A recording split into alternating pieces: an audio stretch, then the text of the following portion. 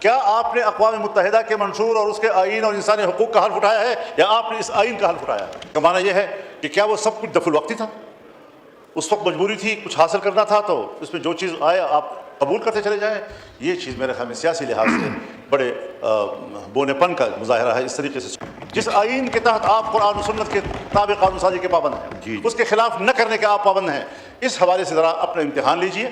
اور جو غلطیاں آپ لوگ کر رہے ہیں، یہ چیزیں یہاں تو کہتے ہیں کہ میں اللہ کو جواب دینا ہے، اللہ کو جواب دینے والے کام تو آپ کر چکے ہیں، ٹھیک ہے، تو اس کا کون سا جواز ہے، کون سی شریعت ہے کہ جس کے تحت آپ ایسے کام کر رہے ہیں؟ اور پھر اس کے ہمیں سزائیں بھی دی جاتی ہیں کہ آپ مخالفت کیوں کر رہے ہیں، آپ یہ کیوں کر رہے ہیں؟ میں جائز مخالفت کرتا ہوں، میں جذباتی مخالفت نہیں کرتا، میں صرف پوائنٹ سکورنگ کی باتیں نہیں کیا کرتا۔ میں اس ایوان کو توجہ دلانا چاہتا ہوں کہ آپ نے یہ غلطیاں کی ہیں، اس کو آپ ریموو کریں، واپس کریں۔ جس طرح کہ آج آپ نے کچھ چیزیں omit کی ہیں اس کو بھی آپ omit کریں اور آئین کو ٹھیک کریں اور قانون کو ٹھیک کریں۔ پھر اس کے اندر ظاہر ہے کہ کچھ ایسے مراعات اور سہولتیں بعض شخصیات کو دی گئی کہ ہمیں ان شخصیات کے حوالے سے، ان مناصب کے حوالے سے ملک کے اندر ایک طبقاتی فرق کہ اس منصب کا بندہ جو ہے وہ ایک الگ حیثیت سے ملک کے اندر مراعات یافتہ ہوگا اور اس حیثیت کے لوگ جو ہے وہ اس حیثیت میں مراعات یافتہ ہوں گے۔ السلام علیکم ناظرین کرام، آپ کو مکمل ویڈیو دکھاتے ہیں۔ مولانا فضل الرحمان نے پوری دنیا کے سامنے ایسی تقریر کر دی کہ ہر ایک حیران رہ گیا۔ مولانا فضل الرحمان نے کہا کہ عمران خان کو جو گرفتار کیا ہے وہ سیاسی گرفتاری ہے، اس کو گرفتار نہیں ہونا چاہیے تھا، اور اس سے جو ملاقات کی اجازت نہیں دی جا رہی وہ غیر آئینی اور غیر قانونی ہے۔ مولانا فضل الرحمان نے کہا کہ اس ملک میں جمہوریت دفن ہو چکی ہے، آئین کو پامال کر دیا۔ ویڈیو دیکھیے، پھر اس پر ڈیٹیل میں بات کرتے ہیں۔ آپ کے آئین کا یہ 27ویں ترمیم اسی طرح متنازع ہوگا جس طرح کہ 18ویں ترمیم سے پہلے کی ترامیم کسی نہ کسی حوالے سے متنازع تھیں، اور آئین کے متفقہ ٹائٹل کے اوپر یہ ایک زخم تصور کیا جائے گا، ایک خراش تصور کیا جائے گا کہ یک طرفہ طور پر ایسا کیوں کیا گیا۔ پھر اس کے اندر ظاہر ہے کہ کچھ ایسے مراعات اور سہولتیں بعض شخصیات کو دی گئی کہ ہمیں ان شخصیات کے حوالے سے، ان مناصب کے حوالے سے، اس کے احترام میں ہمارا کوئی اختلاف نہیں ہے، لیکن ملک کے اندر ایک طبقاتی فرق کہ اس منصب کا بندہ جو ہے وہ ایک الگ حیثیت سے ملک کے اندر مراعات یافتہ ہوگا اور اس حیثیت کے لوگ جو ہے وہ اس حیثیت میں مراعات یافتہ ہوں گے۔ تو جناب اسپیکر، یہ پہلو اس کو مد نظر رکھنا چاہیے کہ قوم میں اس کو پذیرائی نہیں مل رہی ہے، اور لوگ طنز و مزاح بھی کرتے ہیں، اختلاف رائے بھی کرتے ہیں کہ ہمیں شخصیات سے بھی جھگڑا نہیں ہے، ہمیں ان کے منصب سے بھی جھگڑا نہیں ہے، لیکن ایسے مراعات کسی کو دینا یہ شاید خدمات کا صلہ نہیں ہے، بلکہ یہ ایک مستقل طبقاتی فرق کا اور امتیاز کا مسئلہ ہے۔ جناب والا، قانون سازی 26ویں ترمیم میں بھی ہوئی،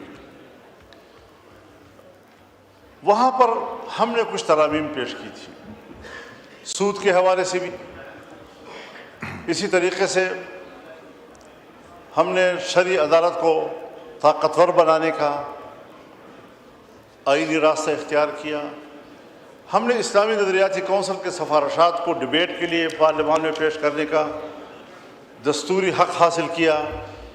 1 سال سے زیادہ عرصہ گزرنے کے باوجود اس وقت تک اسلامی نظریاتی کونسل کی ایک سفارش بھی ڈیبیٹ کے لیے پیش نہیں ہو سکی۔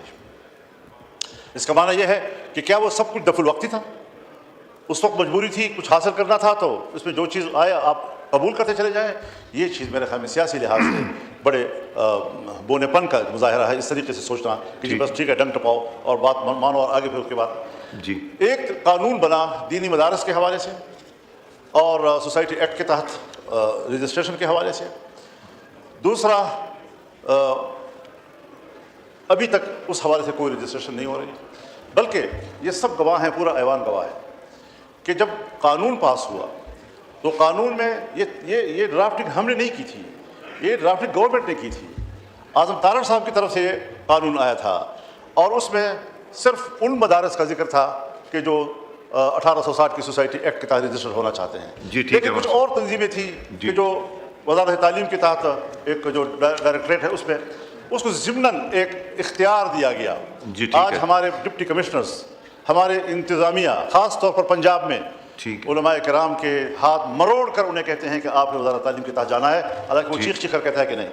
और फिर अगर वहाँ जाता है तो फिर मदरसा भी ठीक है, फिर रजिस्ट्रेशन भी हो जाती है, फिर अकाउंट भी खुल जाते हैं, और अगर दूसरी साइड पर रजिस्ट्रेशन कराना चाहता है तो उसके लिए रुकावटें पैदा की जाती हैं। मौलाना साहब इजाज़त दीजिए ताकि एजेंडा काफ़ी है और मैं मेरे से कुछ ज़्यादा देर बैठा नहीं जा रहा। कुछ चीज़ें थोड़ी देर रिकॉर्ड पे रहना चाहता हूँ, लंबी चौड़ी में तकरीर करने का इरादा नहीं है। आज जो कानून साजियाँ हुई हैं, इस हवाले से ज़रा आप सोचें भी कि अगर 18 साल से कम उम्र को आप आइन के मुताबिक या कानून के मुताबिक उसको बालिग़ तस्वुर नहीं करते तो मुआशरे में कितनी पेचीदगियाँ आती हैं। और आपने 18 साल से पहले के निकाह को, शरई निकाह को, उसको जिनसी ज़्यादती से ताबीर किया है, आपने उसको उसकी सज़ा ज़िनाबिल जबर की तजवीज़ की है। आप मुझे बताएं कि एक तरफ आप उनको जिनसी ज़्यादती भी कहें, एक तरफ आप उनको ज़िनाबिल जबर से भी ताबीर करें, और दूसरी तरफ आप ये भी कहें कि अगर बच्चे पैदा हो गए तो वो जायज़ होंगे और उसकी मौलाना कफ़ारत। साहब एजेंडा बहुत बड़ा है, प्लीज़ तो एक तो ये, मेहरबानी कीजिए वाइंड अप कर दें।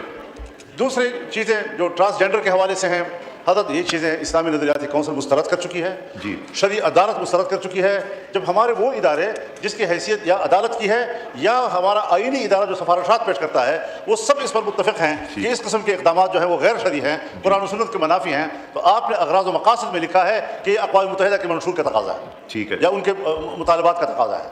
क्या आपने अक़वाम मुत्तहिदा के मंशूर और उसके आइन और इंसानी हुकूक़ का हल्फ़ उठाया है, या आपने इस आइन का हल्फ़ उठाया है जिस आइन के तहत आप कुरान और सुन्नत के ताबिक़ कानून साज़ी के पाबंद हैं, उसके खिलाफ न करने के आप पाबंद हैं? इस हवाले से ज़रा अपना इम्तिहान लीजिए।